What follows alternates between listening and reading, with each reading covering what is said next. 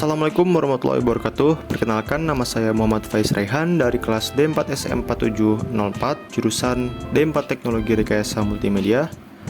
Di video kali ini saya akan sedikit menjelaskan tentang sejarah dari sistem operasi. Oke, sebelum kita masuk ke sejarah dari sistem operasinya, di sini saya akan sedikit memberikan penjelasan mengenai apa itu sistem operasi.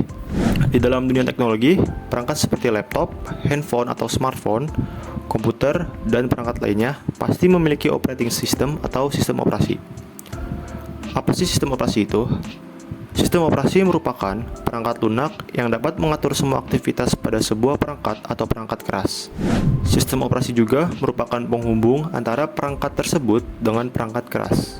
Selain itu juga, sistem operasi memiliki beberapa fungsi dan fungsi yang pertama adalah untuk membooting sebuah perangkat, lalu untuk mengontrol aplikasi, lalu yang ketiga adalah untuk menyediakan ruang untuk menyimpan program, yang keempat adalah untuk memulai suatu program, yang kelima ada memuat program sehingga dapat berjalan dengan baik pada suatu perangkat, yang keenam adalah menjaga keamanan data pengguna, dan yang ketujuh adalah menerima perintah jika diketik, dan masih banyak lainnya.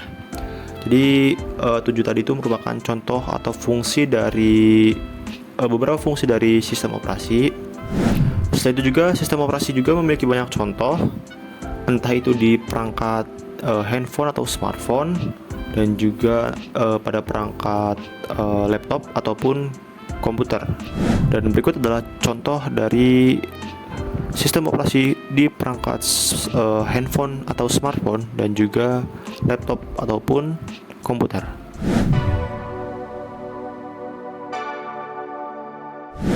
Android adalah sistem operasi yang dikembangkan oleh Google. Android sangat luas digunakan oleh berbagai produsen handphone. Ini menawarkan fleksibilitas yang tinggi dan beragam aplikasi yang dapat diunduh melalui Google Play Store. iOS merupakan sistem operasi eksklusif untuk produk-produk Apple, seperti iPhone dan iPad.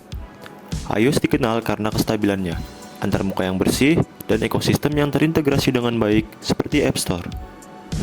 3. iOS berbasis iPadOS merupakan varian dari iOS khusus untuk iPad. Meskipun berbagi dasar yang sama dengan iOS, iPadOS menawarkan fitur tambahan yang dioptimalkan untuk penggunaan tablet. 4. Windows 10 Mobile. Meskipun Microsoft telah menghentikan dukungan resmi untuk Windows 10 Mobile, sistem operasi ini pernah digunakan pada beberapa handphone Windows. Windows 10 Mobile menawarkan integrasi dengan ekosistem Windows dan Office. 5. BlackBerry OS. BlackBerry OS merupakan sistem operasi yang digunakan pada ponsel BlackBerry Classic.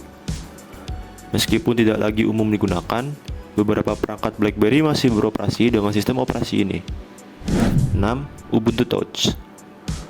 Ubuntu Touch merupakan sistem operasi yang dikembangkan oleh Canonical, dirancang untuk perangkat mobile dan tablet. Ubuntu Touch menawarkan antarmuka yang bersih dan integrasi dengan ekosistem Ubuntu.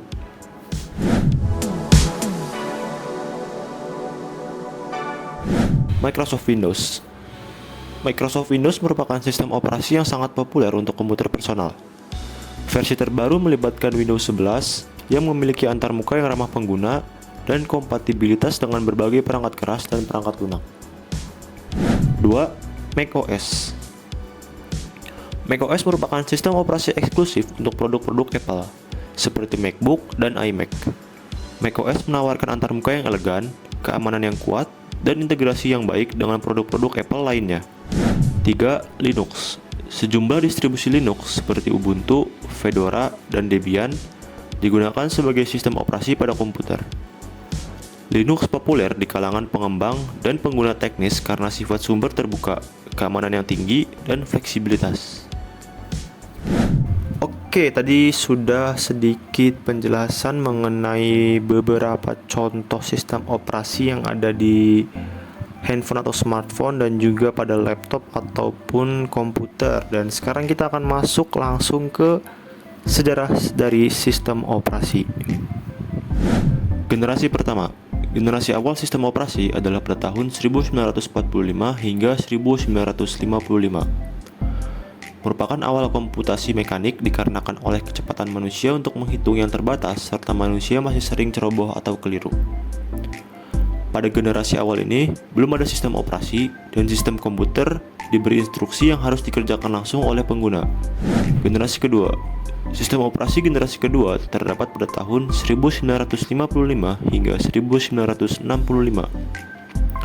Pada generasi ini dikenalkan batch processing system, yaitu sebuah pekerjaan yang dikerjakan dalam satu rangkaian dan dieksekusi secara berurutan.